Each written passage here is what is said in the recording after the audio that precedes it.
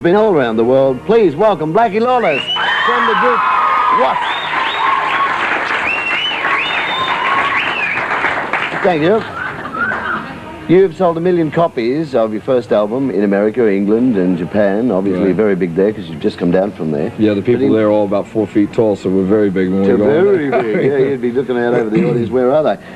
W.A.S.P is not that well known here, though. You're still fairly fresh as a name. Can you just, when we sort of getting to know you on a Saturday morning, if that's all right? W.A.S.P has a few outposts left, and Australia is one of them. Is one of them, yeah. And the object for any rock and roll band that cares about their fans worldwide is to come and break down any barriers that are left existing.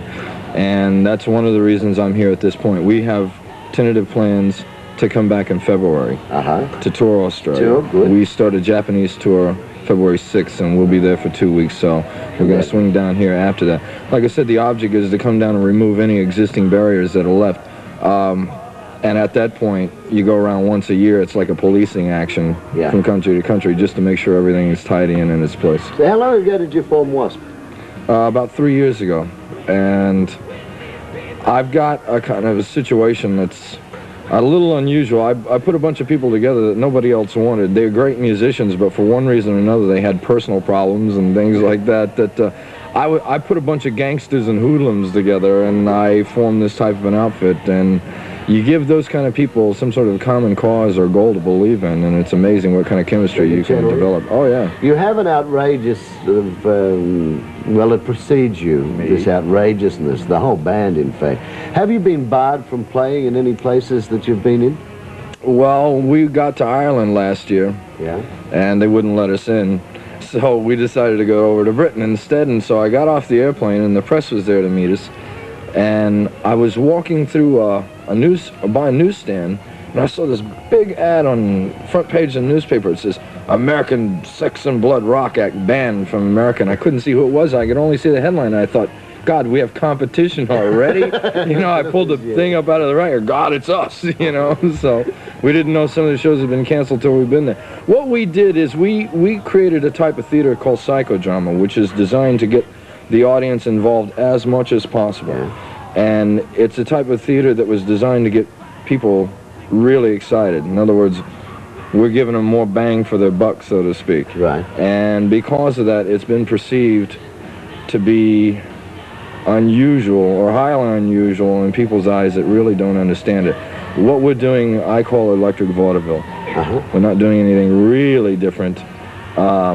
But I think the same people that get excited about what we're doing right now are the same people that watched Elvis Presley 25 years ago. Right, and it moves on. Sure. W.A.S.P, W, full stop, A, full stop, S, full stop, P.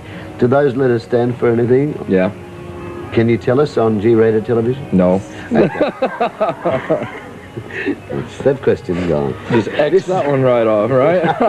This new album, which I love, The Last Command, is a little different from the first, and in fact, for what would be called a heavy band, is quite different. There's a whole stack of different instruments in there. You, in fact, play how many? 12 on the album? I played 14 different 14. And one of those is a sitar. Sitar, yeah. Who taught you that? Myself. Yeah? It's called necessity. Right. You know, what we wanted to do was create a record that had never been done in heavy rock before. And we put a bunch of instruments together, and the challenge was to try to make those instruments as heavy sounding as possible. Because in heavy rock, it's got to be heavy and driving, straightforward. Yeah. And you can't really deviate from that a whole lot. We took traditional instruments that had not been traditionally used in this type of music before, especially a lot of percussive things, and fuse them together with the instruments, the basic instrumentation that you have. No one's ever really done that before. And it's worked for you. It's a freedom that I like a lot that you'll continue to see in the future from us. The departure that you had from the first album to the second album, you will see from the second to the third album. And ongoing. And ongoing. Just very quickly, mate, because we're out of time, but the censorship thing in the US where the senators' wives are all complaining they want records censored. What are your thoughts quickly on that? I think it's for Washington wives that were sitting around at a barbecue one Sunday afternoon and had nothing to do, and said, why don't we go after Blackie Lawless and all the rest of these boys and see what happens there. If they really want something to do, I think they should spend their time cleaning up Washington, D.C. Okay. Want to see W.A.S.P in action? We'll have a look at the clip right now. Blind in Texas. Thank Blackie Lawless, please. Thank you. See you when you come back.